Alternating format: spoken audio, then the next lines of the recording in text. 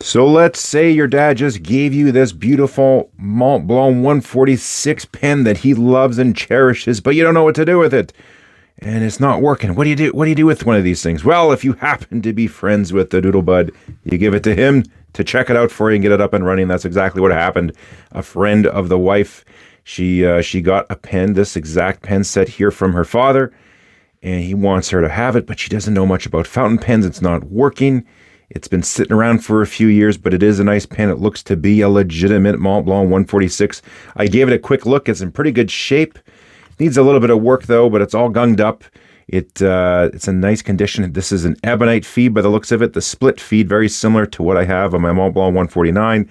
So I'm thinking this is like a late 80s, early 90s. So I'm hoping to identify approximately when this pen is made, with the era it's from. I'll be relying on some folks in the comments there to contribute. For those of you who have like 10 of these things, please do help out. But I'm going to give it a quick little restoration job, shine it up, get it writing. Maybe you have a pen like this at home. You came across one at an auction, or you inherit one or get gifted one. Let's roll through what to do with the pen and see if we can get it writing nicely, which is what this pen is meant to do. Coming from one fountain pen enthusiast to another, we really enjoy our pens. And, sometimes you'll just pick up, whether it's an old vintage one like this, or you got this new cool one and the nib comes out, whatever it is. There's all sorts of different styles with these. We really enjoy using them. And, if someone's passing on a pen to you that they really treasure, they want you to have that as well. Even if it's not your thing, just take care of it, keep it, see if you can use it and maintain it. They'll love that you're keeping up the pen, even if you're not using it a ton. Thought I would just show this to you really quick. This was sent to me as a pen holder. Look at this, that 146. Yeah, that sets it off really nice. This was sent to me by Coppertist.wu. And they like my channel. There's a little tag there on the bottom, Coppertist.wu.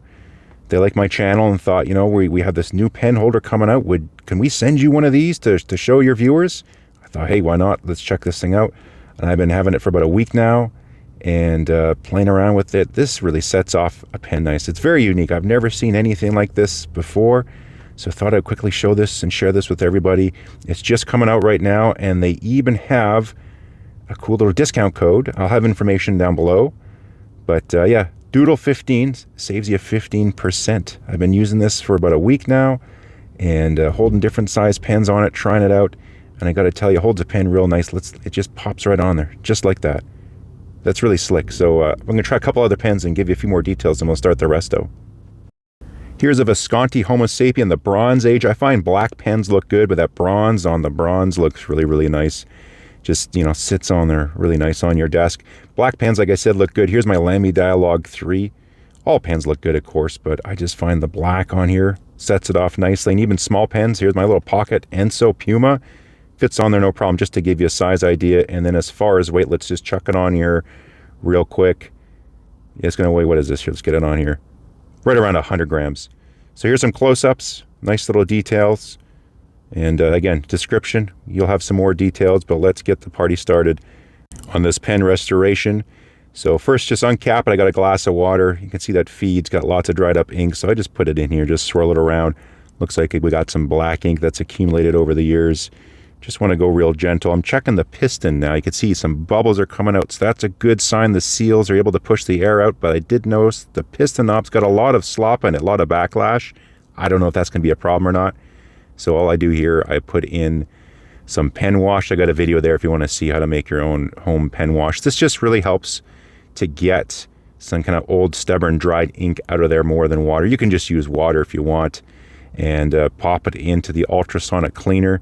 I'm going to take the cap apart. There's a little screw at the bottom, so this one's really, really easy to do. Just a little flathead screw. Be very gentle. Again, I don't recommend you do this if you're not familiar with this stuff.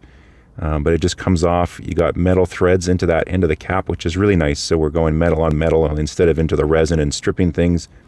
But it comes across easy. The clip is in fantastic shape. No brazing or wear and tear. A little bit here on the screw. I'll show you how I just touch that up real briefly.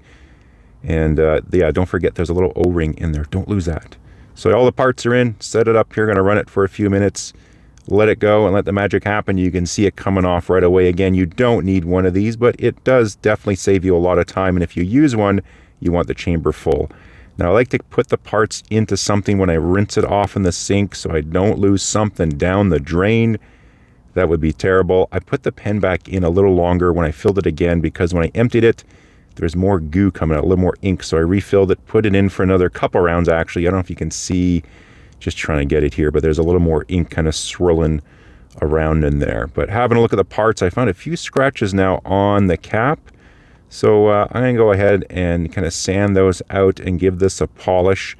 I looked and there's another little one right underneath where the cap goes, that little, the ball there that kind of hits it and scratches a little bit over time. Nothing major, but I thought while I'm at it, let's get rid of it.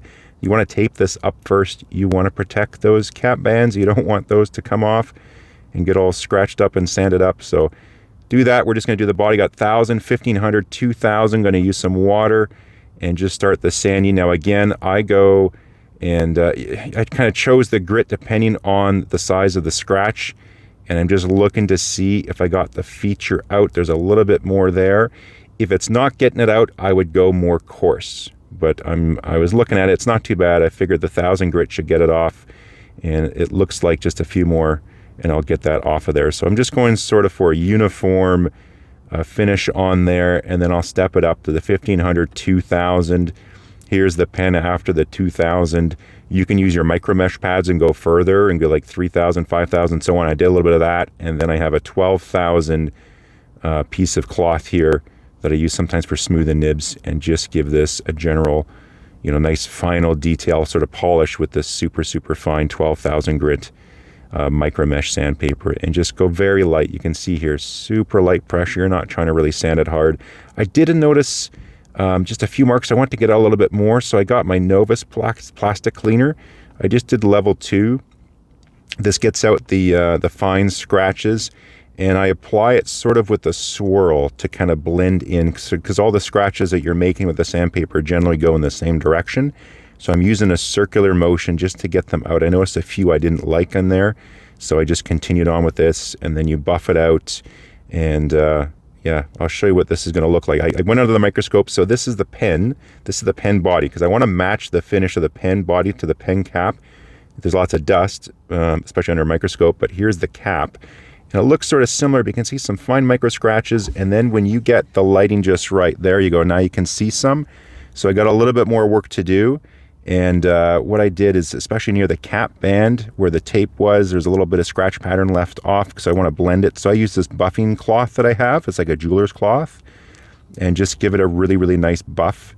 And I went back and forth a few times just for editing purposes. I got rid of it, but then I did that a few times, and then I got this from Lee Valley. You might hear it as Conservator's Wax. This is a local shop here. I'll put a link in the description. Other ones you can get. You'll also heard maybe of Renaissance Wax if you've been watching Graham Mia pens. I put that on here, and again, just kind of less is more thing, and just rub it in nice little swirls, and yeah, get the whole thing covered, and then again, you buff it out. And I've done this a few times with the pen, just kind of going back and forth, checking it with the cloth, and then this, getting all those final scratches out if I needed to buff another spot a little bit more. But now, we're looking pretty darn good. Let's go back under the microscope and compare, and you can see those are all gone. So we got essentially the same surface finish as we did on the pen body. So I'm pretty darn happy with this. There's a few fingerprints, but there's the body again for reference. And I think we're done with the polishing. So the screw here is all nice and shiny. What I did to get rid of this is a tool I use for electronics called a Lenline pen. What there's an extendable fiberglass insert. You swirl it around and it takes off corrosion. Super nice. Quick little touch up on the clip. Didn't need it, but just to give it a final little shine. And we just put it back together. The clip is oriented, so there's a sort of a key on how everything goes together.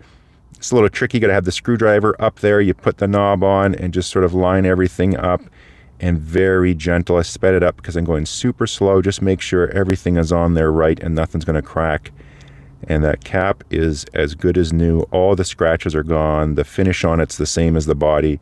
Let's have a look at the nib here. Looked really good after cleaning. I was surprised. That's just out of the ultrasonic cleaner.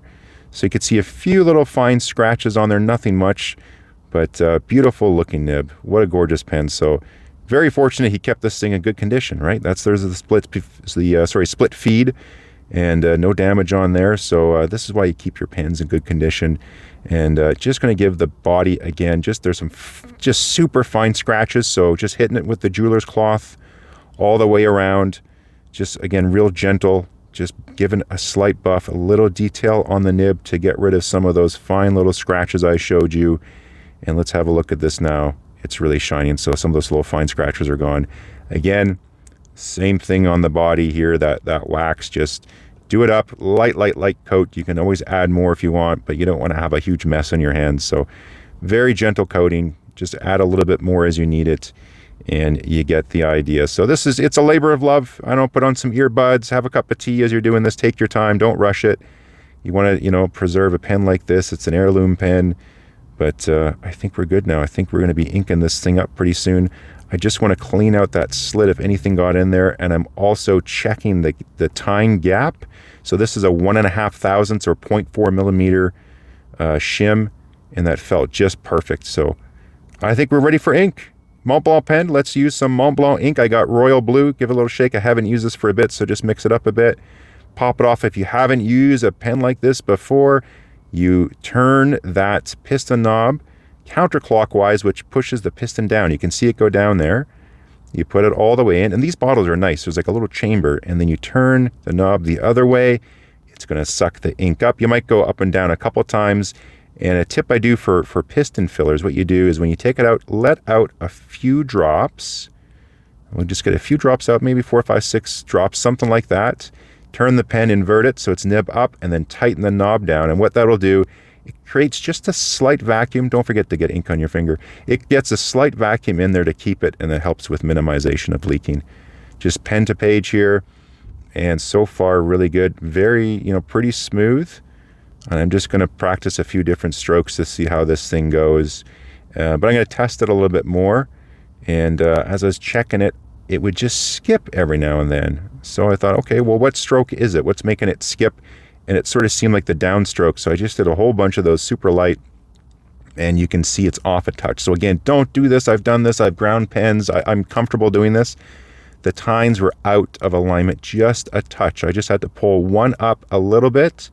And I do mean a little bit. We're like sub like thousandths of an inch here, maybe less than that. And just pull it up a touch, push the other one down just a touch, like a slight adjustment just to get it back into alignment.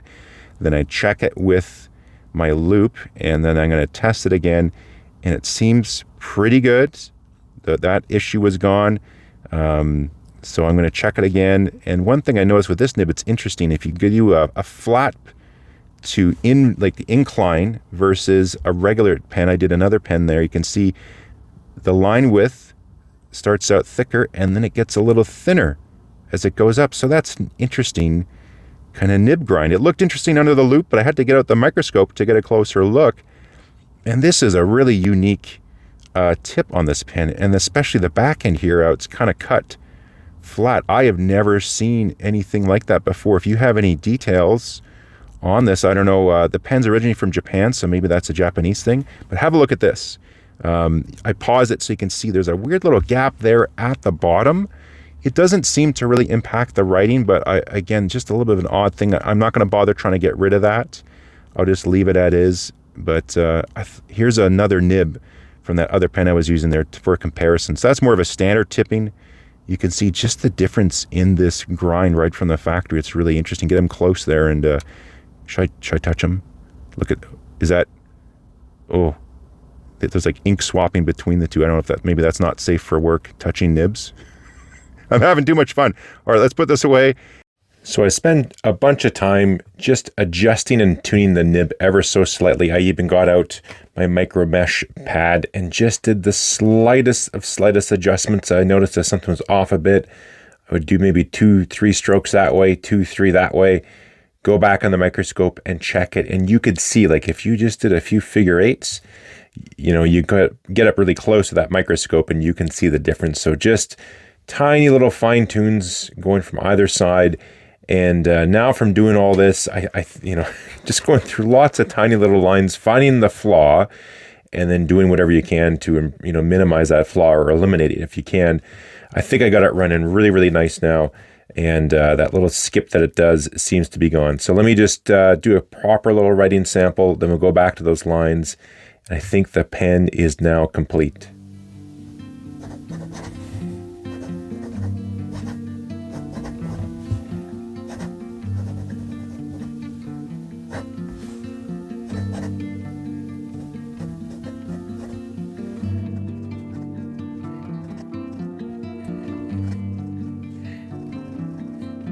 Now this pen is from Japan. She grew up in Japan. Her father is still there, so I thought I would try some Japanese characters. I have no idea what to write, so I think this is appropriate. It translates to ignorance is Buddha or ignorance is bliss because I'm ignorant with Japanese. I love my Japanese food, but I don't know how to write characters or speak it, but this is my first attempt, so forgive me for butchering this. And I'll butcher it further by saying how it's pronounced. I think it's Shiranagu Hotoke. I'll leave it there for now. That's enough Japanese for me. But just double checking all those strokes, every angle. I don't want this thing to skip at all. I want it to be perfect and convince myself it is. And I think we're on point now. So I'm going to leave the pen as it is now. I'm pretty happy with it. We got those scratches removed. We got the finish where we would like to have it so it's nice and shiny. Of course, that's lots of fingerprints on there. When you're buffing these things, now they become like, I guess, a little electrostatically charged and they can attract a lot of dust now as well. But I'm very happy with it. There's no real cosmetic flaws anywhere on the pen. Now, as far as the date, so this is a little bit tricky, but I believe this is about a mid-80s. So I was trying to understand why. If you look on my Montblanc, my 149, it's sort of later 90s, and on the bands, it's probably going to be impossible to see here. Actually, sorry, it's on the cap bands. Mine says W Germany. You can see a little W right there, and this one just says Germany. Now, I was digging around online as much as I could, and it wasn't like necessarily they always had a W on there. It was a little bit hit and miss, and depending exactly when they did it in the 80s. So I think... let me zoom back out that mine is kind of like later 80s and this is more mid 80s, it seems. So we have the clear, well, it's actually not even clear. It's it's kind of a smoky like gray window that's in here. We still have brass parts on here with the piston knob. We have the split ebonite feed. I'm going to put a little link to a document that I found on one of the forums there on the Fountain Pen Network that just sort of helped guide me. And again, it's someone's best guess on these. If you are watching and you have this precisely exact pen or you have a bunch of them, please let us know in the comments for everyone to read what your best estimate is. But I would say sort of like a mid 80s for this Montblanc 146. We'll end with a final flyby of that nicely shined up Montblanc 146 sitting on top of that beautiful Coppertist snake design pen holder. Thanks again for them sending me this to review. We're going to be seeing this a lot in other videos. Check out their website for all the other stuff they have. And also don't forget, Doodle 15 saves you 15%. Pretty pleased with this little thing. Even more pleased with the pen. It's all shined up. Those scratches are gone. The nib is running as best as we can get it. It's a little bit of an interesting part on that tipping material, but this is working pretty well. The only thing I noticed, like I said, that piston knob, it just seems like it has a little more play in it. I'm curious if that is, kind of normal for these. I'd love to hear from you down there in the comments, or if maybe something's a little bit loose and who knows, maybe in time that will go. But other than that, the pen's working wonderfully. Hope she's enjoying watching the video, me getting this going. Maybe she sends the video off to Dad so he can check it out too and watch the pen come back to life, and maybe he'll be getting a letter in the mail soon, thanking him for this beautiful pen. Anyways, we'll leave it there for now. If you haven't, it helps out. If you can hit that subscribe button, helps the channel so I can do stuff like this. Got lots more videos. We'll catch you next time.